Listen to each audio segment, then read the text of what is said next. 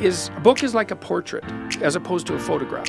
AI가 모든 것을 알고 있는데 굳이 시간을 들여가며 책을 읽어야 할까요? AI가 다 답변을 해주는데 말이죠. 유튜브는 또 어떤가요? 책보다 더 빠르고 더 방대한 지식이 매일 업로드됩니다. 그런데도 굳이 책을 읽어야 할까요?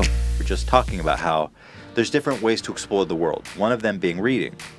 And I think that's one very, very important and timeless way of exploring the world.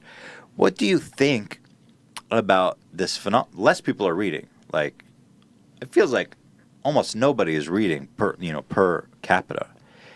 What do you make of that? Do you see that as an existential crisis? No. What do you make of it? No. Well, reading for pleasure has always been a minority occupation. Like, most people don't read for pleasure. Of the people who read for pleasure, only a small proportion buy books. Of the people who buy books, only a small proportion buy difficult books. It's a specialty market. And I don't think that's changing.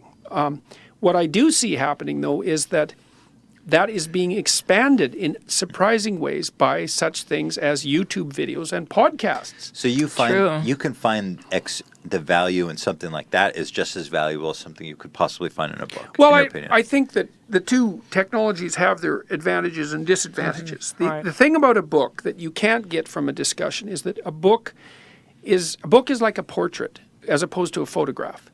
You know, a photograph, it's click, that's that. A portrait you layer on and layer on and layer on and work over on for weeks. You still have the same single image, but there's this depth to it. And a book enables you to think and then rethink and think and then rethink. And so you can go deeper in a book than you can, I would say, in any other medium. Okay. But that doesn't mean you can't go deep in a podcast. And it doesn't mean that there's no educational utility in podcasts. Plus, there's audiobooks, right? And Sure. people are listening to those like mad. 책은 초상화와 같습니다. 생각을 깊게 할 수 있게 해줍니다. 유튜브도 책처럼 읽을 수 있습니다. 하지만 휘발성이 강하죠.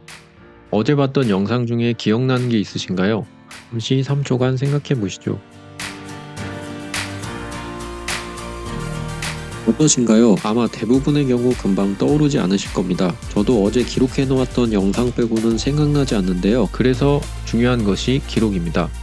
영상의 주요 장면을 캡처하고 생각을 적어보는 것이 중요합니다.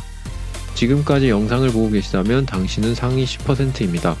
휘발되는 지식을 저장하고 성공 가능성이 높은 생산자의 삶을 살아보세요. 당신의 인생이 바뀔 수 있습니다. 오늘도 영상을 끝까지 봐주셔서 감사합니다. 영상을 계속 보고 싶으시다면 구독을 눌러주세요. 더 좋은 영상으로 찾아오겠습니다. 감사합니다.